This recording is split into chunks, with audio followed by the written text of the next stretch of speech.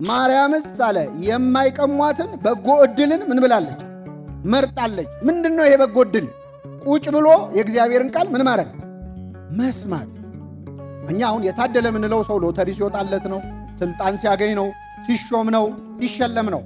ክርስቶስ ግን በጎ ዕድል ያለው ቁጭ ብሎ ቃሉን መስማት ነው። ምናልባት አንዳንዴ ስንማር አይ እኔ ስንት ዓመት ተማርኩ እኮ ምንም ለውጥ የለውም ብለን ተስፋ ልንቆርጥ እንችላለን። ሌላ ውጤት ባናመጣ እንኳን አሁን ቁጭ ብለን ቃሉን መስማታችን ብቻውን ሊያነጻን እንደሚችል ታውቃላችሁ። አምላካችን ኢየሱስ ክርስቶስ ምን ብሏል? ከሰማችሁት ቃል የተነሳ ንጹሐን ናችሁ ይላል። ስለሰማኸው ብቻ ዋጋ አለው ቃል እግዚአብሔር። እንደ መሥዋዕት ነው የሚቆጥረው። ሳሙኤል ያለውን ጥቅስ ሁሌ እንጠቅሰዋለን። መታዘዝ ከምን ይበልጣል? አቤት ከመሥዋዕት ይበልጣል ይልና ማዳመጥም የአውራ በግ ስብ ከማቅረብ ይበልጣል ይላል። አባታችን አባ ሕርያቆስ በመንፈስ ቅዱስ ተቃኝቶ ይህን ብሏል። ናጥሪ እንከ አርምሞ ወትዕግሥተ ከመ ማርያም። እንግዲህ እንደ ማርያም አርምሞንና ትዕግሥትን ገንዘብ እናድርግ። ምንና ምንን? አርምሞ የአፍ ነው፣ ትዕግሥት የልብ ነው። ልቧም ለካ ጸጥ ብሏል። አያችሁ፣ ሰው መንፈሳዊ ሕይወት ውስጥ ሲሆን ሰው ሲሰድበው ምንም አይሰማው።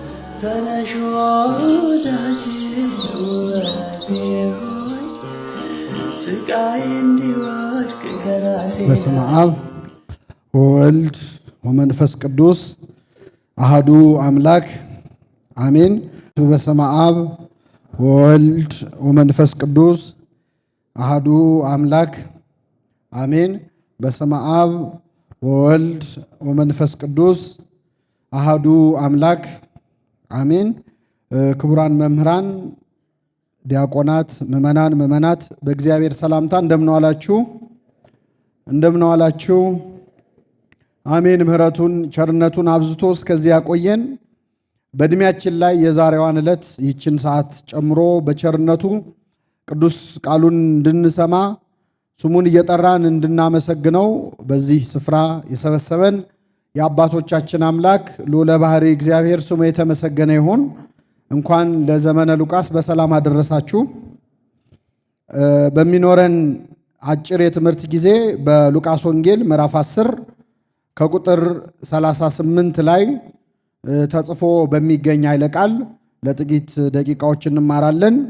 እግዚአብሔር አምላካችን ለአባቶቻችን ለነቢያት፣ ለአባቶቻችን ለሐዋርያት፣ ለሐዋርያውያን አበው፣ ለሊቃውንት በጉባኤያቸው ተገኝቶ ምስጢሩን ጥበቡን ገልጦ እንዳስተማረ እኛንም በቸርነቱ እንዲያስተምረን እንዲመክረን ቅዱስ ፈቃዱ ይሁንልን። ማርያምም የማይቀሟትን በጎ ዕድልን መርጣለች ይላል የሉቃስ ወንጌል ምዕራፍ 10 ከቁጥር 42። እስቲ አብረን እንበል። ማርያምስ በሉ እንጂ የማይቀሟትን በጎ ዕድልን መርጣለች። በሉቃስ ወንጌል ምዕራፍ 10 ከቁጥር 38 ላይ ተጽፎ የሚገኝ ለአንዲት ተማሪ ለአንዲት የግቢ ጉባኤ ሳይሆን ተማሪ ለሆነች ለአንዲት ሴት የተነገረ ቃል ነው። በዚህ ቃል ተነስተን እንማራለን። እግዚአብሔር አምላካችን እንዲያስተምረን እንዲመክረን ቅዱስ ፈቃዱ ይሁንልን። አምላካችን መድኃኒታችን ኢየሱስ ክርስቶስ በዚህች ምድር ላይ በተመላለሰበት ባስተማረበት በመዋዕለ ስብከቱ የሚያስተምረው በተለያዩ ስፍራዎች ለተለያዩ ሰዎች ነበረ።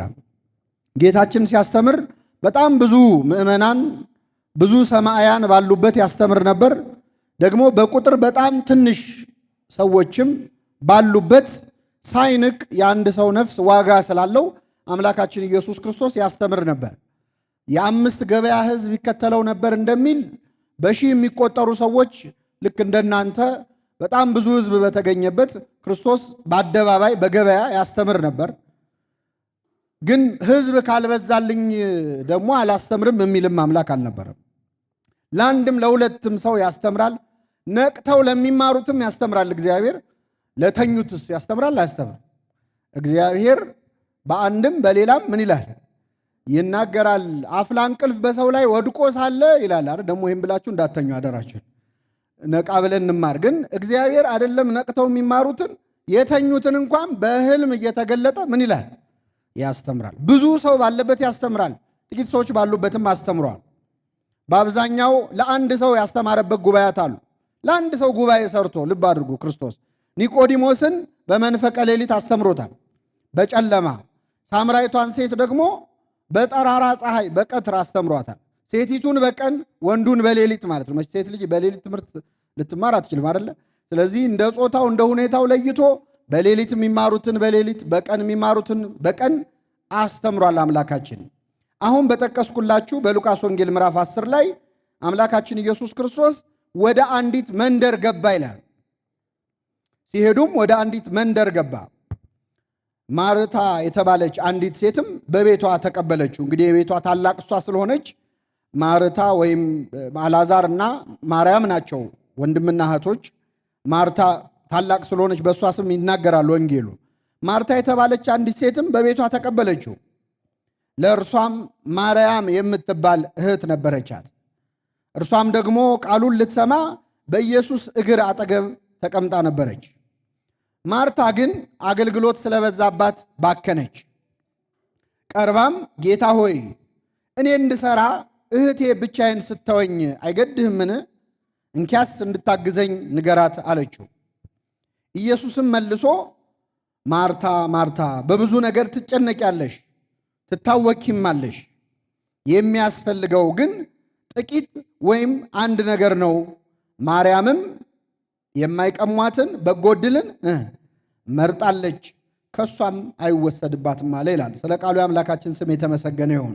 በዚህ ታሪክ ውስጥ እንግዲህ አምላካችን ኢየሱስ ክርስቶስ አንዲት ሴት እግሩ ስር ቁጭ ብላ ስትማር ጉባኤ ሰርቶ ያስተማረበት በአንድ ሰው ቤት ድረስ እንግዲህ ወንጌል የሚሰበከው በአውደ ምሕረት ብቻ፣ ወንጌል የሚሰበከው በጉባኤ ብቻ አይደለም። ቅዱስ ጳውሎስ በዚህ በሐዋርያት ሥራ ላይ ሲናገር በቤታችሁም ሳይቀር ወንጌልን አልሰወርኩባችሁም፣ አንዳች አላስቀረውባችሁም ይላል። ወንጌል በአደባባይ እንደሚሰበከው በቤተሰብም ትምህርት ይሰጣል፣ ለግለሰብም ትምህርት ይሰጣልና አምላካችን ለአንዲት ሴት ያስተማረበት ታሪክ ነው ተጽፎ የምናገኘው። እዚህ ታሪክ ውስጥ ሁለት በጣም አስገራሚ ነገሮች ተከስተዋል። ቤታቸው እንግዳ ሆኖ አምላካችን ኢየሱስ ክርስቶስ ሲገኝ ማርያምና ማርታ ክርስቶስን ለማስተናገድ የመረጡት መንገድ ሁለት አይነት ነበረ። አንደኛይቱ ከጌታ እግር ስር ቁጭ ብላ ትማር ነበር። ሌላኛይቱ ማርታ ደግሞ ጓዳ ገብታ ለክርስቶስ ምግብ ለማዘጋጀት ትሰራ ነበረ። ከሁለቱ እህትማማቾች ጥሩ ያደረገው ማን ነው? ምግብ የሰራችው ነች ወይስ ቁጭ ብላ የተማረችው?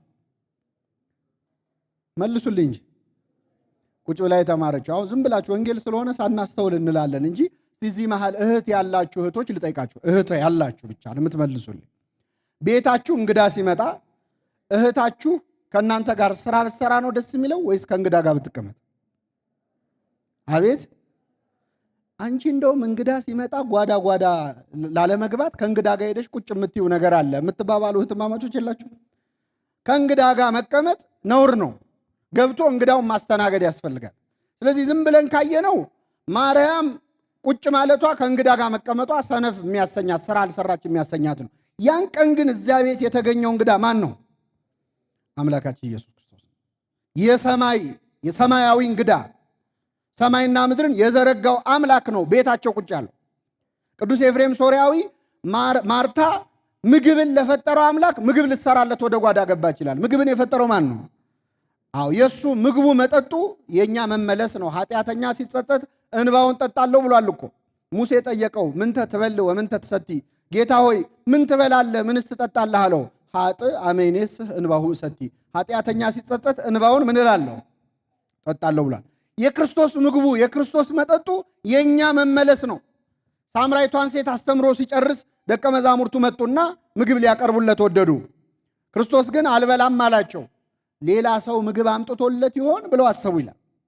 በልቶ ይሆን አሉ። ክርስቶስ ግን ምን አለ? የላከኝን ፈቃድ አደርግ ዘንድ እሱ ለእኔ ምግቤ ነው መጠጤም ነው አለ። አምላካችን የእኛን መመለስ እንደ ምግብ እንደ መጠጥ የሚቆጥር አምላክ ነው። ስሙ የተመሰገነ ይሁን። ስለዚህ ማርታ ምግብ ልታዘጋጅ የገባችው ምግብን ለፈጠረው አምላክ ነው። ቤቷ ሰማይና ምድርን የዘረጋው አምላክ መጥቶ ቁጭ ብሎ የመማር ዕድል አግኝታ ግን አለፈችው። ገብታ ጓዳ ስራ መስራት ጀመረች። እኔ ዝም ብዬ ሳስበው ያው ወንጌሉ ላይ የለም፣ ግን ብዙ ድስት የጣደች ትመስላለች አይደል? ነገረ ስራዋ እንደው ስታዩት አልጫውን ስትለው ቀዩ እያረረ የሆነ ነገር ብቻ ተጣደፈች፣ ተጨነቀች። ጥቂት እንደቆየች ግን መረራት። እህቷ ማርያም ቁጭ ብላ እየተማረች ነው፣ እሷ እየሰራች ነው።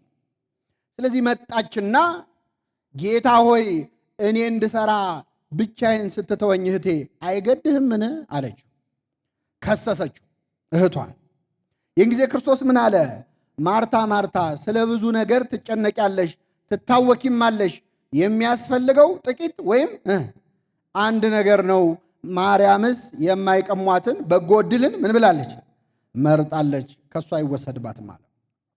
የማይቀማ በጎ ዕድል ብሎ ክርስቶስ የተናገረው ምንድን ነው ካላችሁ፣ ቁጭ ብሎ የእግዚአብሔርን ቃል ምን ማለት መማር። እንግዲህ የግቢ ጉባኤ ተማሪ በነበርንበት ሰዓት ሁላችንም የመማር ትጋታችንና አሁን ያለንበትን ትጋታችንን እንግዲህ ለማየት ጥሩ ዕድል የሚሰጥ ታሪክ ነው።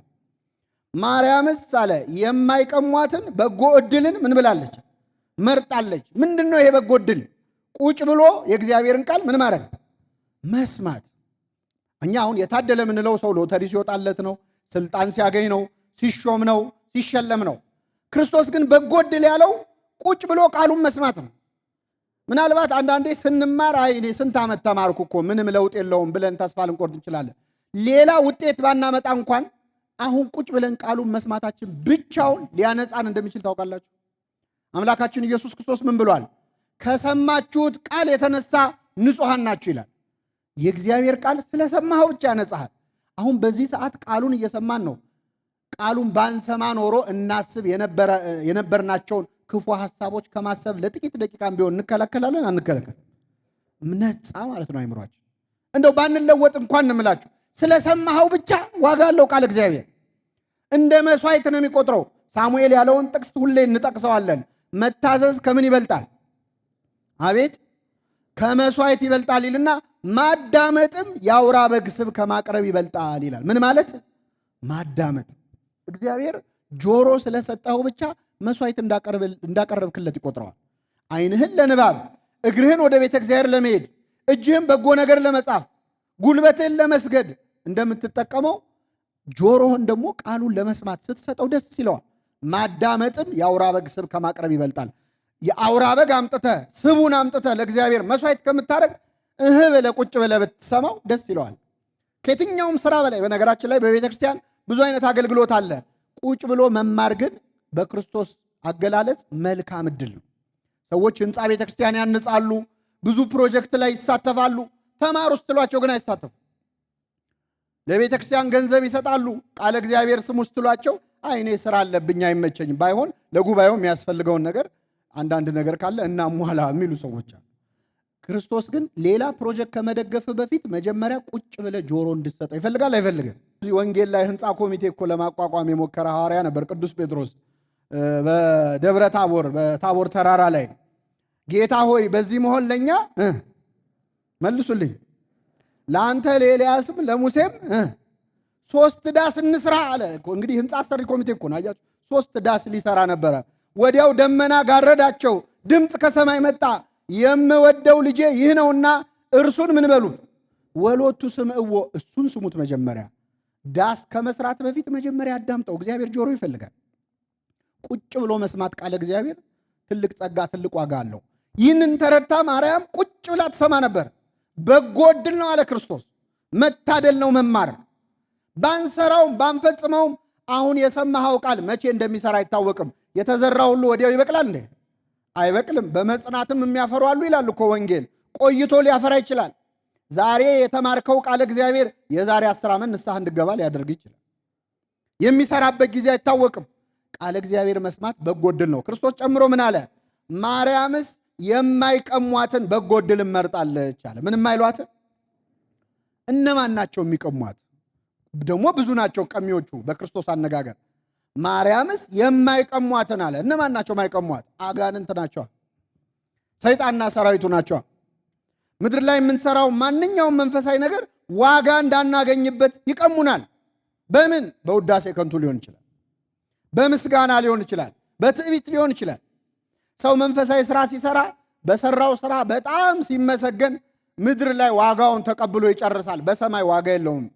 እውነት እውነት እላችኋለሁ ዋጋቸውን ተቀብላችኋል እላችኋለሁ ይላል። ከዚህ ይሰውረን እግዚአብሔር። ውዳሴ ከንቱ በጣም ስንሰበስብ ምን ይሆናል? ልክ ይሄ ደሞዝ ሳይደርስ በፊት የሚበደር ሰው ታውቃላችሁ? ከገሌ 500 ከገሌ 300 ከገሌ ይበደርና የደሞዝ ቀን ሰው የደሞዝ አለው ራሱ ደሞዝ ከፋይ ነው የሚሆነው። ስለዚህ ሰው ውዳሴ ከንቱ በየፌርማታው ሂሳብ የሚቀበል ሰው መጨረሻ በሰማይ ዋጋ ሊያጣ ይችላል። ይኸው እዛ ክብር አግኝታል በቃ እንደዚህ ከመባል ይሰውረን እግዚአብሔር። አጋንንት ይቀሙናል አገልግሎታችን። ሰባኪው በስብከቱ፣ ዘማሪው በመዝሙሩ፣ ጸሐፊው በጽሑፉ፣ ቀዳሹ በቅዳሴው ሲወደስ በቅዳሴው የሚያገኘውን ዋጋ በአገልግሎቱ የሚያገኘውን ዋጋ ያጣዋል። ይቀሙታል አጋንንት። መማር ግን ውዳሴ ከንቱ የለውም። አቤት ሲያስተምር ይባላል። አቤት ሲማር ተብሎ ሰው ይወደሳል። እየሰማችሁ ነው? አቤት እሱ ቁጭ ብሎ ሲማር ብሎ ማን ያየዋል? ዞር ብሎ ማየውም አገልግሎቱም አይመስለንም። ስለዚህ አጋንንት በውዳሴ ከንቱ የማያስቀሩባትን የማይቀሟትን በጎ ዕድልን መርጣለች አለ። ይህንን ዕድል ለመምረጥ እግዚአብሔር በቸርነቱ ይርዳን። አሁን የታደለን የሚማረው ማለት ነው እንዳትሉ፣ መርጣለች ነው የሚለው። ምርጫም አለበት። ሰው ቃለ እግዚአብሔርን መማርን ከመረጠ ሊያደርገው የሚችለው ነገር ነው። ወደ ማርታ ልመልሳችሁ። ማርታ ያደረገችው ከቅንነት ነው። ምግብ መስራት ጥሩ ነው መቼስ። አሁን ምግብ መስራቷን በጣም ስንወቅስ እማንበላ እንመስላለን አይደል? ምግብ ያስፈልጋል አያስፈልግም? ሰው ከእግዚአብሔር አፍ በሚወጣ ቃል ሁሉ እንጂ በእንጀራ ብቻ አይኖርም ይላል እንጂ በእንጀራ አይኖርም አይልም፣ ብቻ ነው የሚለው። ስለዚህ እንጀራ ያስፈልጋል። መስራቱ አይደለም ምግቡን መስራቱ አይደለም፣ ግን እድሏን አልተጠቀመችም። ቃለ እግዚአብሔር የመስማት ምን ችግር አመጣባት? ያለ መማር ከቃለ እግዚአብሔር መራቅ ምን እንደሚያመጣ በማርታ ሕይወት ውስጥ ታዩታላችሁ። ምንድን ነው የሚለው? እየሰራች ነበረ። እየሰራች ሳለ አገልግሎት ስለበዛባት ባከነች ይላል ወንጌሉ። እንዴት አይነት ድንቅ ቃል ነው! እስኪ በሉ አገልግሎት ስለበዛባት አይገርም? እኔ ለእኛ የተነገረ ነው። አሁን እንደው ወጥ ስለሰራች ባከነች ማለት ይችላል እኮ። ምግቡ ስለበዛ ባከነች፣ ለእኛ እኮ ስለተባለ እኮ ነው ቃሉ። አገልግሎት ስለበዛባት ባከነች። ይሄ ማለት ምን ማለት ነው? 30 ድስት ጥደን እኮ በቤተ ክርስቲያን አገልግሎት ሕይወታችንን መመልከት ምን የሚያቅተን ጊዜ አለ። 30 ድስት ጥደን 30 ኮሚቴ ውስጥ ገብተን አዲስ በተቋቋመ ኮሚቴ ውስጥ ሁሉ ጸሐፊ የሚሆኑ ሰዎች አሉ፣ አባል የሚሆኑ ሰዎች አሉ። አንዱን ስትለው አንዱን እዛ ሄደህ ትሰብካለህ፣ እዛ ሄደህ ታስተምራለህ፣ እዛ ትመክራለህ፣ እዚህ ትቀድሳለህ፣ እዛ ሰዓታት ትቆማለህ፣ እዚህ ማህሌት ትቆማለህ። ሕይወትህን መመልከት የምትችልበት ጊዜ ታጣለህ። ተናጋሪ ብቻ ምላስ ብቻ ሆነ ትቀራለህ። አገልግሎት ስለበዛባት ምን አለች? ባከነች። በአገልግሎት ከመባከን እግዚአብሔር ይሰውረን። ለጸሎት ጊዜ የምናጣበት ጊዜ እኮ አለ። ጸሎት ለማድረግ ጊዜ የምናጣ አንዳንድ ሰው ቤተ ክርስቲያን ሄዶ ስብሰባ ተሰብስቦ የሚወጣ ሰዋል። ቤት ሄዶ የቤቱን ባለቤት ሳያናግር እግዚአብሔርን ሳያናግር ብፁዕ አቡነ ሽኖዳ የተባሉ አባት በረከታቸው ይደርብን ምን ብለዋል? እስከ ዛሬ የእግዚአብሔርን ቤት አገለገልኩ፣ የቤቱን ጌታ ማገለግለው መቼ ይሆናል? ቤትህን አገለገልኩ። አንተም መቼ ነው ማገልገል የምጀምረው? እሱ የሚገለገለው ሰውነትን ቅዱስና ንጹሕ መስዋዕት አድርገህ ስታቀርብ ስለሆነ ነዋ። ለአይምሮ የሚመች አገልግሎት የሚለው ቅዱስ ጳውሎስ ሮሜ 12 ላይ ይህንን እና አገልግሎት ስለበዛባት ባከነች። ይሄ ለብዙዎቻችን ነው። በቤተ ክርስቲያን በተለያየ ኃላፊነት ላይ እንገባና አንዱን ስትለው ሌላውን ስትለው መንፈሳዊ ሕይወት እየዛለ ንስሐ ግቡ ትላለህ፣ ንስሐ አትገባም። ሥጋው ደሙ ተቀበሉ ትላለህ፣ አትቀበልም። የአንተ ሕይወት እየዛገ እየቆሸሸ ሌላው በአንተ አገልግሎት እየጸዳ ይመጣል። ልክ እንደ መታጠቢያ ገንዳ፣ ቆሻሻ መታጠቢያ ገንዳው ሰዎች ገብተው ይታጠባሉ። በእነሱ መንጻት ግን ገንዳው ምን ይላል? ይቆሸሻል። በእኛ በተናገርነው ሰዎች ንስሐ እየገቡ እኛ ባገለገልነው ሰዎች እየተጠቀሙ እኛም ማንጠቀምበት ጊዜ አለ። ከዚህ ይሰውረን። እንደ አይሁድ መሆን አይሁድ አሁን የተወለደ የአይሁድ ንጉሥ ወዴት ነው ተብለው ሲጠየቁ አድራሻ የጠቆሙት እነሱ ናቸው። በዛ ጋር ብትሄዱ እንደዚህ ታገኙታላችኋል። እነሱ ግን ሄደው ለክርስቶስ አልሰገዱም። መንገድ ጠቋሚ የሆነን የምንቀር ሰዎች አለ። በአገልግሎት ብዛት መባከን። ቅዱስ አምብሮስ የተባለው የቤተክርስቲያናችን አባት የኖህ መርከብ ሲሰራ ይላል የሰሩት በጣም እንግዲህ እንደምታውቁት የኖህ መርከብ ይህን አዳራሽ ቢበልጥ እንጂ የሚያንስ አይደለም፣ በጣም ትልቅ ነው እና የኖህ መርከብ ሲሰራ የቀን ሰራተኞች ነበሩ ይላል፣ የሚያቀብሉ ከስር ሚስማር የሚያቀብሉ እንጨት የሚያቀብሉ። በጥፋቷ ጊዜ ግን እነዚያ ሰራተኞች ድነዋል? አልዳኑ። መርከቧን ሰርተው አልዳኑ። ቤተ ክርስቲያንን ሰርቶ ከመኮነን እግዚአብሔር ይሰውራል። እኔ ነኝ እኮ የሰራሁት ይህንን ህንፃ፣ እኔ ነኝ እኮ ያገለገልኩት ብለህ ባክነህ ልቀር ትችላለህ። እና ማርታ አገልግሎት ስለበዛባት ባከነች ይላል። ከዚያ ምን ሆነች? ወገቧን ይዛ መጣቻ እህቷን ልትከስ። ጌታ ሆይ እኔ ብቻዬን ስለፋ እህቴ ስትተወኝ አይገድህምን አለች።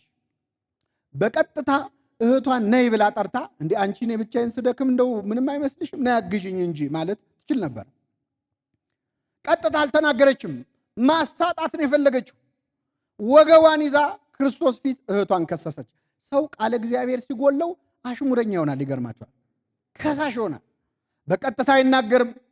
ሰው ላይ ችግር ካለበት ጠርቶ ይህን ነገርህን እኮ ብታስተካክል ጥሩ ነው አይልም። በአደባባይ ማዋረድ ያምረዋል። ሰው ፊት ማሳጣት፣ እኔ ጥሩ ነኝ፣ እኔ አገልጋይ ነኝ፣ እሷ ግን ቁጭ ብላ አይገድህም። እኔ ምግብ ስሰራ እሷ አትሰራም። በቤተ ክርስቲያን አገልግሎት እንደዚያ እኛ እንዲህ እየለፋን እነገሌ እንዲህ አላደረጉም ማለት የሚጀመረው ውስጥ ቃለ እግዚአብሔር ሲጠፋ ሲጎድል ነው። እህቷን ከሰሰቻት። ክርስቶስ ምን አለ? ማርታ ማርታ ስለ ብዙ ነገር ትጨነቂያለሽ፣ ትታወቂያለሽ። የሚያስፈልገው ጥቂት ወይም አንድ ነገር ነው።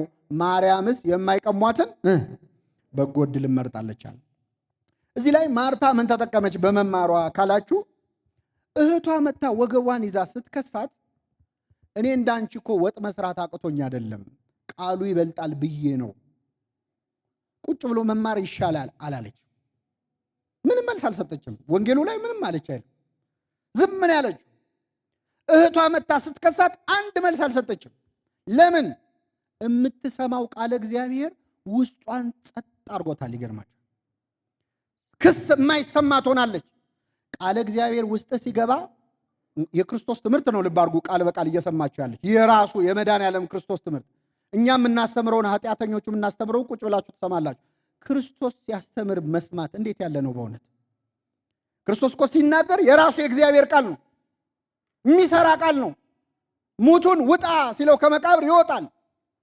ብፁዕ ቅዱስ አቡነ ሽኖዳ ምን ብለዋል? እንደው ዛሬ ዓለሙን ያጥለቀለቀው ቴፕ ሪከርደር ድምፅ መቅረጫ ምን ነው ክርስቶስ እዚህ ምድር ላይ በነበረ ጊዜ በኖረ ኖሮ ድምፁን ተቀርጾ በሰማነው ኖሮ አለ።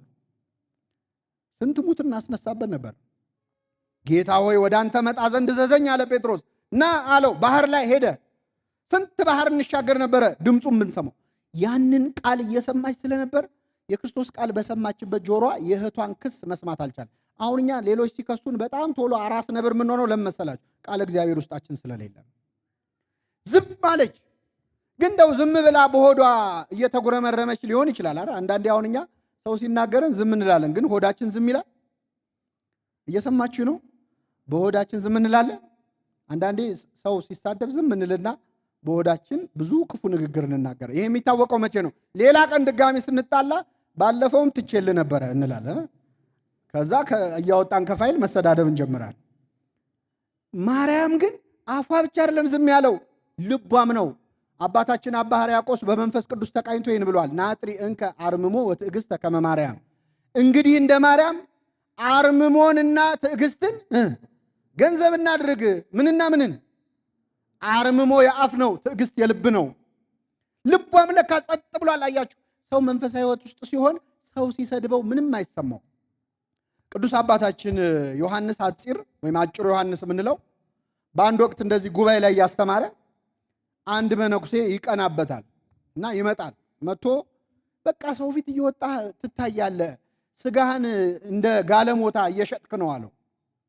ጋለሞታ ብሎ ሰደበው። ሲሰድበው ቅዱስ ዮሐንስ ምን አለ? ከላይ አይተኸኝ እንዲህ ያልከኝ ልቤን ብታይ ኖሮ ከዚህ የበለጠ ትሰድበኝ ነበር። ከዛ ደቀ መዛሙርቱ ገረማቸው። አባታችን እንዲህ ሲያዋርድ ሰው ፊት ምንም አልተሰማም አለ። አልተሰማኝም፣ ባይሆን ያዘንኩት አለ ወንድሜ እኔን በመሳደብ ኃጢአት ውስጥ ገባ ብዬ ነው። በእውነት በረከቱን ያሳድርብን። ሰው ቃለ እግዚአብሔር ውስጡ ሲኖር ስድብ አይሰማው፣ ቢታች ቢታማ ምንም አይመስለው። ውግረተ አይባን ይመስለው ሐሰረ ይላል አባ ጽጌ ድንግል። እመቤታችንን በማይሌተ ጽጌ ሲያመሰግናት አበባ፣ አሁን አንዳንዴ አበባ ከመልኩ ከውበቱ ባሻገር ስታሸቱት መዓዛው ጥሩ ነው አይደል? ምን ይላል? በመዓዛ በአበባሽ በክርስቶስ በፍቅሩ መዓዛ የሰከረ ሰው ይላል ጽጌሽን ወይም አበባሽን ክርስቶስን ያሸተተ ሰው ውግረተ አይባን ይመስሎ ሐሰረ፣ ድንጋይ ቢወረወርበት እንኳን ገለባ የተነሰነሰበት ይመስለዋል። እሳተኒ ማየባይር ቆሪራ፣ እሳት ደግሞ ቀዝቃዛ ውሃ የፈሰሰበት ይመስለዋል። እስጢፋኖስ ክርስቶስን እያየ ነው አይደል ሲወገር ምንም ያልመሰል። ቅዱስ ያሬድ ጦር እየወጋው አይደል ምንም ያልመሰለው። አሁን እኛ ሲነኩን አራስ ነብር የምንሆነው ቃለ እግዚአብሔር ውስጣችን ስለሌለ ነው። በእውነት በማርያም ልቡና የገባ ቃለ እግዚአብሔር በሁላችን ልቡና ያስገባልን። መማር ያስፈልጋል አያስፈልግም? የማይቀሟት ምን አይነት እድል አለ? በጎ እድል አለ። እንግዲህ የመማርን ጥቅም ያው ድህረ ግቢ ጉባኤ ስለሆነ ነው ይህንን ርዕሰ ጉዳይ ያነሳሁት። ማርያምና ማርታን የምናገኛቸው ዮሐንስ ወንጌል ላይ ከዚህ በኋላ 2 ጊዜ እናገኛቸዋል። ክርስቶስ ወደ ማርያምና ወደ ማርታ ቤት የመጣው 3 ጊዜ ነው። ሰፈራቸው የመጣው ወደ ቢታንያ፣ አንደኛው አሁን ያነበብነው የወንጌል ክፍል ነው። 2ኛ ጊዜ የመጣው ደግሞ ለለቅሶ ነበረ። ካስታወሳችሁ ማን ሞቶ? አልዓዛር ሞቶ። አልዓዛር የዮሐንስ ወንጌል ምዕራፍ 11 ላይ እንደ ሞተ መጀመሪያ እንደታመመ ላኩበት። ጌታ ሆይ የምትወደው ታሟል ብለው ላኩበት ይላል። ለታመመ ሰው የምናደርገው ጥልቅ ጸሎት ነው። ጌታ ሆይ የምትወደው ምን ብሏል? ታሟል። ክርስቶስ ቆየ 4 ቀን። በ4ኛው ቀን መጣ። እንግዲህ አይሁድ ልክ እንደኛ ድንኳን ጥለው አለዚያ ምኩራብ ውስጥ ለቅሶ ያደርጋሉ። እንደዚህ ብዙ ሕዝብ ሆነ እና ቤቱ በሙሉ በሰው ተሞልቷል። 4ኛ ቀን ነው። ሰው በሰው ሆኗል። ክርስቶስ ወደ ቢታንያ መጣ። ሲመጣ ይላል ማርታም በውጭ ተቀበለችው ይላል። እየሰማችሁ ነው? ማናት በውጭ የተቀበለችው? በቃ ማስተናገድ የለመደ ሰው እኮ አይቀመጥም። ውጭ ወጥታ ተቀበለችው። ማርያምም ከእንግዶች ጋር ቁጭ ብላ ነበር ይላል። ሊያጽናኑ ከመጡ አይሁድ ጋር አብራ ቁጭ ብላ ነበር። ቀድማ ወጥታ የተቀበለችው ማርታ ነበረች። ማርታ ጌታን እንዳየችው እየጮኸች አለቀሰች። ጌታ ሆይ አንተ በዚህ ኖረ ቢሆን ኖሮ ወንድሜ ባልሞተ ነበር አለች። ለክርስቶስ አንተ እዚህ ኖረ ቢሆን ኖሮ ይባላል? እሱ የሌለበት ቦታ አለ? አምላክነቱን አለማወቋ ነው። እንግዲህ አንተ በዚህ ኖረ ቢሆን ወንድሜ አይሞትም ነበር አለች። እምነትም አለው። አንተ ኖረ የማትፈውሰው በሽታ የለም ነበር፣ ሞት አያሸንፈውም ነበር ነው። ጌታ ሆይ አንተ በዚህ ኖረ ቢሆን ወንድሜ ባልሞተ ነበር አለችው። ክርስቶስ ምን መለሰላት? ወንድምሽ ይነሳል አላት። ወንድምሽ ምን ይላል? ይነሳል አላት። አዎ ጌታ ሆይ በትንሣኤ ዘጉባኤ ሙታን ሁሉ ሲነሱ እሱም እንደሚነሳ አምናለሁ አለችው። መቼ? በዕለተ ምጽአት ዳግም ልትፈርድ ስትመጣ ሰው ሁሉ ሲነሳ እንደሚነሳ አምናለሁ አለችው። ክርስቶስ ምን አላት? ትንሣኤና ሕይወት እኔ ነኝ። ያኔ መጥቼ የማስነሳው እኔ ነኝ፣ አሁንም የማስነሳው እኔ ነኝ። እንደማስነሳው ወይም ላስነሳው እንደምችል ታምኛለሽ ወይስ አታምኝም አላት። ማርታ መለሰች፣ የእግዚአብሔር ልጅ እንደሆንክ አምናለሁ አለችው። ጥያቄውንና መልሱን ልብ አድርጋችሁ ይዩት። የጠየቃ ምንድን ነው? ወንድምሽን እንደማስነሳው ታምኛለሽ ሲላት ምን ብላ መለሰች? የማን ልጅ እንደሆንክ። ከአንበሳና ከነብር ማን ነው ጀግና ስላችሁ ዝሆን ትልቅ ነው ይባላል ወይ? አንበሳ ወይ ነብር ነው አይደለ? ጥያቄውን እየሸሸች እኮ ነው። ልብ አድርጉ። እንደማስነሳው ታምኛለሽ አላት። የእግዚአብሔር ልጅ እንደሆንክ አምናለሁ አለች። የእግዚአብሔር ልጅ እንደሆንክ አምናለሁ ያሉ እኮ እነ ጴጥሮስ ተመስግነዋል አይደል? አንተ አለት ነህ በዚች አለት ላይ ቤተክርስቲያኔን። ማርታን ግን አንቺ አለት ነሽ አላላትም። ለምን? የመለሰችው ትንሣኤውን ባለማመን ስለሆነ ማለት። እንደማስነሳው ታምኛለሽ አላት። የእግዚአብሔር ልጅ እንደሆንክ አምናለሁ አለችው። ጣለችውና ሄደች። ወደ ለቅሶ ቤቱ ገባችና ይላል እህቷን ማርታን በስውር ጠራቻት ይላል። በደንብ አስተውሉ። ወንጌል አስደናቂ መጽሐፍ እኮ ነው። በምን ጠራቻት? በስውር ጠርታ መምህሩ መጥቷል ይጠራሻል አለቻት። ቅድም ለማሳጣት ሲሆን እኔ እንድሰራ እህቴ ስትወኝ ብቻዬን አይገድህምን ለማለት ወገቧን ይዛ መታ ክርስቶስ ፊት ያዋረደቻት። አሁን ግን ክርስቶስ መጥቷል ለማለት እህቷን በምን ጠራቻት? በስውር። ለምን መሰላችሁ? በዚያ ለቅሶ ቤት በጣም ብዙ ጸሐፍት ፈሪሳውያን መጥተዋል፣ አይሁድ። ስለዚህ የክርስቶስ ተከታዮች መሆናቸውን እንዲያውቁባቸው አልፈለገችም። አፈረችበት። እምነቷ ገና ነበር። ስለዚህ በስውር ጠራቻት። መምህሩ መጥቷል ይጠራሻል አለቻት። ማርያም ግን አልቻለችም። ብር ብላ ከለቅሶ ቤቱ ወጣች። ሰው ደግሞ መቃብር ጋር ሄዳ ልታለቅስ ነው ብሎ ተከትሏት አብሮ ወጣ ይላል። ወደ ማርያም ከመጡት ብዙዎቹም በክርስቶስ አመኑ ይላል። ይህን ቃል ስሰማ እንዴት ደስ እንደሚል እስኪ በሉ። ወደ ማን ከመጡት? ብዙዎቹ በማን አመኑ? ባላዛር እህት ማርያምን ተከትለው የመጡ በክርስቶስ ብዙዎች ካመኑ ድንግል ማርያምን የተከተሉ ብዙዎች ምን ይሉ ነው? እሷን የተከተሉ ወላዲተ አምላክ ቅዱሳንን የተከተሉ የበለጠ ያምናሉ በክርስቶስ። እና መጣች፣ አለቀሰች። ወንድሜ ባልሞተ ነበር፣ አንተ በዚህ ኖረ ቢሆን አለችው። ወንድምሽ ይነሳል አላት። ሰው ሁሉ ሲያለቅስ ክርስቶስ በመንፈሱ ታወከ፣ አለቀሰ ይላል። ክርስቶስን በአደባባይ ሲስቅ አየሁት የሚል አንድም ሰው የለም። በወንጌል ሳቀ የሚል አልተጻፈም። አለቀሰ ግን የሚል ተጽፏል። ለይሁዳ አልቅሶለታል፣ ለኢየሩሳሌም አልቅሶላታል። ለአልዓዛርም አለቀሰ፣ እንባውን አፈሰሰ። አይሁድ ይህን ሲያዩ ሲያለቅስ ሲያዩት እንዴት ይወደው ይሆን ብለው ተገረሙ ይላል። ምኑን ስላፈሰሰ? ደሙን ስላፈሰሰ ግን እንዴት ይወደን ይሆን ብለዋል አላሉ። ለአልዓዛር ያልፈሰሰው እንባውን ነው፣ ለእኛ ያፈሰሰው ግን ደሙን ነው። አለቀሰ ክርስቶስ። በጣም የሚገርመው እዚህ ላይ አሁን ሰው ሲሞትብህ አታልቅስ አይባልም። አንዳንድ ሰው ሐዘን ሲደርስበት አታልቅስ ብሎ ሰው የሚያስጨንቃል፣ አጉል ምክር የሚመክር ማለት ነው። በደንብ ያልቅስ እንጂ ጥሩ ነው። ያስፈልጋል አያስፈልግም? አልቅሱ እሺ። እንደ ሐዘን አያደርስብን እንጂ ከደረሰ ቅዱስ ገድለ አዳም ላይ ምን ይላል? አዳም ቃየል አቤልን ገደለበት።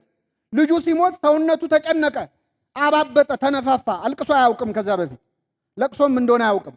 መልአከ እግዚአብሔር መጥቶ ቁጭ ብሎ አልቅሶ አሳየው ይላል። ሲያሳየው አሃ ለካ እንዲህ ነው ብሎ አለቀሰ። ውስጡ ያለው ሐዘን ቀስ በቀስ ቀለለለት። ትናንትና እኮ በባህላችን አስለቃሾች ነበሩ አልነበሩ? ነበሩ። አስለቃሾች ነበሩ። በግጥም በምን እንደው ሐዘንን ፍንቅል አድርገው የሚያወጡ። አሁን ሰለጠንንና አስለቃሽ አያስፈልግም ማለት ሳይካትሪስት ጋር ትሰለፋለህ እየሄድክ ማለት ነው። እንዲወጣልህ መጽሐፍ ቅዱሳዊ ነው። ልብስ እያሳዩ ማልቀስ ማለት ክርስቶስ ከሞት እንደሚያስነሳው እያወቀ አለቀሰ። አይ አስነስተዋለሁ አታልቅሱ ችግር የለውም አላለም። ማልቀስ እንደሚገባ ሲያሳየን አለቀሰ። ወዴት ቀበራችሁት አለ። ወዴት ቀበራችሁት ሲል ማርታ ምን አለች? ጌታ ሆይ ከተቀበረ 4 ቀን ሆኖታልና ይሸታሃል አለችው ይላል። ምን ይልሃል? ይሸታል። አሁንም የምታስቸግረው ማርታ ነች። ተመልከቱ። እንደው ማርታ ቅድስት ነች። በሆነ በረከቷ ይደርብን። ማርታ የምትባይ ካለች ቅር እንዳይልሽ አደራ። እየወረድንባት አይደለ። ቃለ እግዚአብሔር ሲጎል እምነት ይጎልሃል። በክርስቶስ ታፍራለህ። መምህሩ መጥቷል ለማለት ታፍራለህ። ሊያስነሳው ሲል ደግሞ ይሸታሃል ትላል። ይሸታሃል ማለት ምን ማለት መሰለህ? ክርስቶስ በመዋዕለ ሥጋዌው በሶስት አይነት መንገድ ሰዎች ከሞት አስነስቷል። አንደኛ አሁን ያነበብነው አልዓዛርን ያስነሳበት ነው። ሁለተኛ ወለተ ኢያኢሮስን ቤት ድረስ ገብቶ በተኛችበት ጣቢታ ሆይ ምን በይ ተነሽ ብሎ በተኛችበት አስነሳት፣ ቤት ውስጥ እያለች። ሁለተኛ የአንዲት ሴት ደግሞ ልጅ ወጣት ልጅ በ10ዎቹ ዕድሜ ያለ ወጣት ልጅ ሞቶ ሊቀበር ሬሳውን ይዘው ሲሄዱ መንገድ ላይ እናትየው ከኋላ ወይኔ ልጄ እያለች እየጮች እያለቀሰች አስቁሞ አስነሳው። ቀባሪዎቹ እልል እያሉ ወደ ቤት ተመለሱ ማለት ነው። ሶስተኛ ያስነሳው ማንን ነው? አልዓዛርን ነው። ከሞተ ስንት ቀን የሆነው? ክርስቶስ በእነዚህ ሙት አነሳሶች ውስጥ ሊነግረን የፈለገው ነገር አንደኛ በዕለተ ምጽአት ምን እንደሚሆን ነው። አንደኛው ላይ ያስነሳው አባት ሴት ልጁን ነው ያገኘው። ሁለተኛው ላይ ያስነሳው እናት ወንድ ልጇን ነው ያገኘችው። ሶስተኛ ያስነሳው እህቶች ወንድማቸውን ነው ያገኙት። በዕለተ ምጽአት አባት እናቱን ያገኛል፣ ልጁን ያገኛል። እናት ልጇን ታገኛለች፣ ወንድም እህቱን ያገኛል፣ እህት ደግሞ ወንድሟን ታገኛለች። ያንዴ ሲመጣ እንዴት እንደሚያስነሳ ከየዕድሜው አስነስቶ አሳየን ክርስቶስ። አንደኛ ነው። ሁለተኛ ሞት የተባለው ኃጢአት ነው። በኃጢአት መኖር ነው ሞት። እያንዳንዳችን በኃጢአት ውስጥ ስንኖር እንደ ሞትን ነው የሚቆጠረው። ንስሐ ስንገባ ደግሞ እንደተነሳ ነው የሚቆጠረው። የመጀመሪያዋን ያስነሳት ቤት ውስጥ ሆና ነው። ቤት ውስጥ ሆኖ የሞተ ሰው አለ። እሱ ማን ነው ካላችሁ ከቤተ ክርስቲያን ሳይጠፋ ግን የሞተ ሰው ማለት እያገለገለ እየዘመረ እየሰበከ እየቀደሰ ቤት ውስጥ ሆኖ የጠፋ ሰው አለ። እሱን ገብቶ ክርስቶስ ተነስ ብሎ ያስነሳዋል። ሁላችንም በቸርነቱ ያስነሳል። ሁለተኛ ከቤት ወጥቶ መንገድ ላይ ያለ ነው። ሊቀበር ማለት ከቤተ ክርስቲያን ወጥቶ ወደ ዓለማዊ ሕይወት ለመሄድ ወደ ክህደት ለመግባት ወደ ምንፍቅና ለመግባት እግዚአብሔር የለም ወደ ማለት ለመግባት ወደ ሱስ ለመዘፈቅ መንገድ የጀማመረው ሰው አለ። እናቱ ከኋላ እየተከተለች ምን ትላለች? ታለቅሳለች የተባለችው ቅድስት ቤተ ክርስቲያን ናት። ወይኔ ልጄ እያለች ትከተለናለች። ስንጠፋ ደስ አይላትም ቤተ ክርስቲያን፣ ታለቅሳለች። ይህንን ደግሞ ከመንገድ አስቁሞ አስነሳው፣ መለሰው። እወጣ ያልነውን ሰዎች ከመንገድ አስቁሞ ይመልሰን እግዚአብሔር። ሶስተኛው አልዓዛር ነው።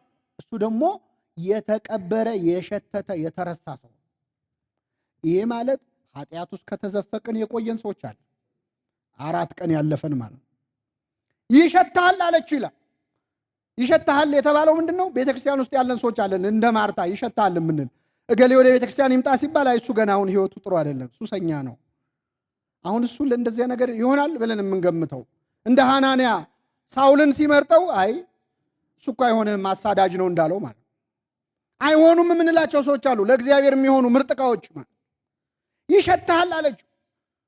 ጸጉር አቆራረጡ፣ አለባበሱ ግቢ ጉባኤ ተማሪዎች ስለሆናችሁ መቼስ ይሄ ይገባቸዋል። ስንት ሰዎች እኮ ከግቢ ጉባኤ አሸማቀን ያባረርናቸው ሰዎች አሉ። ባለባበሳቸው ምክንያት፣ ባነጋገራቸው ምክንያት ገብተው መስተካከል ሲገባቸው ተስተካክለው ካልሆነ አይገቡም ብለን የመለስናቸው ሰዎች አሉ። መጽሔት ላይ አይወጡም ተብለው ስንት ሰዎች እኮ ጠፍተዋል ከግቢ ጉባኤ መጽሔት። ሰው በሰማይ መዝገብ ስሙ ተጽፎ ቤተ ክርስቲያን ከእግዚአብሔር ሕዝብ ቆጥረው መጽሔት ላይ አይወጣም ተብለው እኮ ሃይማኖት የቀየሩ የካዱ የተጎዱ ሰዎች ይሸታሃል የሚሉ ማርታዎች አለና ቤተ ክርስቲያን ውስጥ። አይ እሱ አይሆንም፣ እሱ ስርዓት አልጠበቀም፣ ትውፊቱን አልጠበቀም። ትውፊቱ መልካም ነው፣ ከሰው ነፍስ ግን አይቀድምም። ሰው ክርስትና ሲገባው አይደለም አለባበሱን አንገቱን ይሰጣል። አይሰጥም? ይሰጣል። አይደለም ልብሱን ህይወቱን ይቀይራል። እስኪ ገባቸው ግን አንታገስም። በር ላይ ቆመን የምናባረር ሰዎች አሉ። ገብተው ይለወጡ ሳይሆን ተለውጠው ይግቡ የምንላቸው ሰዎች አሉ። ይሸታሃል ጌታ ሆይ አይሆንም አለችው። ክርስቶስ ብታምኚ የእግዚአብሔርን ስራ እንደምታይ አልነገርኩሽምን አላት። ከዚያ አልዓዛር ውጣ አለው። ሰውየውም ወዲያውኑ ከነ መግነዙ ወጣ ይላል። ስሙ የተመሰገነ ይሁን። ማን ውጣ አለው? አቤት አልዓዛር። ሰው ከሞተ በኋላ በስሙ ይጠራል? ሬሳው ወጣ ነው የሚባለው። እገሌ መጣ፣ አሁን ሄኖክ መጣ የምትሉ ሰዎች ብሞት ግን ሄኖክ ወጣ እንዳይባልም ምን ወጣ ነው የሚባለው? ሬሳው። ትንሽ የተማረው አስከሬኑ ይላል አይደል? ግን ያው ክርስቶስ ግን አልዓዛር። ይሄ ማለት ምን መሰላችሁ? ሰዎች ሬሳው ሲሉ ክርስቶስ አልዓዛር ይላል። ሰዎች ዘማዊው ሲሉ ክርስቶስ ግን በክርስትና ስም ነው የሚጠራ። ሰካራሙ ሲሉ በክቡ ምግባር ሲጠሩ እሱ ግን በዚያ ስም ነው የሚጠራ፣ በቀድሞ ስም። አልዓዛር ውጣ አለው። ሰውየውም ወዲያውኑ ከነ መግነዙ ወጣ። ደቀ መዛሙርቱን ሂዱና ፍቱት፣ መግነዙን ፍቱለት አላቸው። ለእኛም ካህናትን ይጠራና ከኃጢአት ማሰሪያ ማን ይፍታ ብለው ይልካቸዋል። ሁላችንም በቸርነቱ ይፍታን፣ ፈታችሁ አምጡልኝ ይላቸዋል። መጥተው ከማይሰራ ኃጢአት ይፈቱናል። አልዓዛር ከነ መግነዙ ወጣ። ለምን? ያው ድጋሚ ይሞታላ በኋላ። አሁን ክርስቶስ ከሞት ሲነሳ መግነዙን በመቃብር ውስጥ ምን ብሎ ነው የወጣው? ትቶ ነው። አልዓዛር ግን መግነዙን ይዞ ነው የወጣው። ለምን? ድጋሚ ስለሚሞት አያስፈልግም፣ ዕቃ ማባከን አያስፈልግም። እና እሱ ድጋሚ ስለሚሞት ነው። ክርስቶስ ግን መግነዙን የጣለው ስለማይሞት። በጣም የሚደንቃችሁ ቃል እዚህ ላይ አልዓዛር ከመግነዙ ተፈቶለት ከወጣ በኋላ ይላል። የሰው ጸባይ ነው የሚገርማችሁ። ሰዎች ሄዱና ደገፉት ይላል። ምን እንዳይሆን አይገርማችሁ? ደገፉት፣ ሄደው እንዳያዞረው ማለት ነው። እግዚአብሔር ያሳያል። ከሲኦል ቅዱስ ኤፍሬም ሶርያዊ ለአልዓዛር ሁለቴ ነው የተለቀሰ ይላል። ስንት ጊዜ? ከዚህ ሲሞት እህቶቹ አለቀሱለት፣ ከሲኦል ደግሞ አጋንንት እያለቀሱ ሸኙት ይላል። አገኘ ነው ብለው መልሰው ለቀቁታ። ሁለቴ የተለቀሰል። ከሲኦል ነፍሱን ጠርቶ ከመቃብር ከስጋው ጋር አዋህዶ አስወጥቶት እንዳያዞረው ብለው ያዙት ሄደው። ክርስቶስ ምን አላቸው? ተዉትና ይሂዳል። ይሄ ደግሞ ምን መሰላችሁ? ሰዎች ከኃጢአት ህይወታቸው ከተሻሻሉ በኋላ እኛ አንለቃቸው። ሱሰኛ የነበረ ሰው፣ ጠጭ የነበረ ሰው አሁን ትቻለሁ ሲል ምን አሁን እቺ ጾም ስትወጣና ይሄለ ይላል ሰው። አረ ያው አመሉ አይለቀውም የሚል ሰው አለ። ለመውጣት ሲሞክር ሞራሉን የምንሰብረው ሰው አለ። ፓትሮናይዝ ማድረግ ይሉታል ፈረንጆቹ። ይሄ እንደው በቃ የራስን የበላይ ሰውየውን የበታች አድርጎ መደገፍ ማለት ታውት። አንዳንድ ሰው ልንተው ያስፈልጋል፣ ቆሞ እንደሄድ ማለት። እግዚአብሔር ከጠራው አንተ የምን አስተናባሪ ነህ? የምን ምርኩዝ ነህ? የእግዚአብሔር ምርኩዝ ካጸናው በትርህና ምርኩዝ እነሱ ምን ይሉኛል? ያጽናኑኛል። እሱ በበትሩ በምርኩዙ በመስቀሉ ያበረታውን ሰው እኛ ሄደን ምን ደግፈዋለን? እና ፍቱትና ሄዳል። ሶስተኛ የመጨረሻው ክርስቶስ ወደ ማርያምና ወደ ማርታ አገር ወደ ቢታንያ ለሶስተኛ ጊዜ የመጣው እዚሁ ዮሐንስ ወንጌል ምዕራፍ 12 ላይ ነው። ምን ሊያደርግ ካላችሁ ከጎረቤት ስምዖን የተባለ ሰው በቤቱ ጋበዘው ክርስቶስ እና ስምዖን በቤቱ ጠራው። ያቺ ባለሽቶዋ የምንላት ማርያም ከጌታ እግር ስር መታ ወድቃ አልቅሳ ንስሐ የገባችበት ዕለት ማለት። በዚያን ዕለት አምላካችን ኢየሱስ ክርስቶስ በዚያ ቤት ተገኝቶ አስተማረ፣ መከረ። እንደ ማርያም የክርስቶስን መምጣት ዕድል የተጠቀሙበት ሰዎች ደግሞ ተጠቀሙበት። ክርስቶስ በቢታንያ ለሶስተኛ ጊዜ ተገኘ። በጣም የሚገርማችሁ ክርስቶስ እዚያ ቤት በመጣ በተጋበዘበት ጊዜ አልዓዛርና የማርያም እህት ማርታ ነበረች፣ ጎረቤት አይደለች፣ ተገኝታለች እዛ ቤት። ምን እያደረገች ነበር ካላችሁ፣ እያስተናገደች ነበር። እኔ አይደለሁ የሚለው ወንጌሉ ነው። በጣም ይገርማችሁ። በቃ ማስተናገድ የለመደ ሰው እኮ አይቀመጥም፣ ቁጭ ብሎ አይማርም፣ ያስተባብራል። ደናው ማይክሮፎን መጥቶ ይላል አሉ። በየጉባኤው እኮ አመል ያለበት ሰዋል። ላለመማር እኮ ነው። የተደራጀውን ፋይል ቢሮ ገብቶ ያደራጃል። ወንጌል እስኪያልፍ ድረስ የሚያቁነጠንጠው ሰዋል። ማርታስ እስከ ቅድስና ደርሳለች፣ እስከ ሰማዕትነት ደርሳለች። በረከቷ አይደርብን። እንደ ማርታ ሳይሆን እንደ ማርያም የማይቀሙን በጎ ዕድል ለመምረጥ እግዚአብሔር በቸርነቱ ይርዳን። የሰማነውን በልቡናችን ያሳድርብን።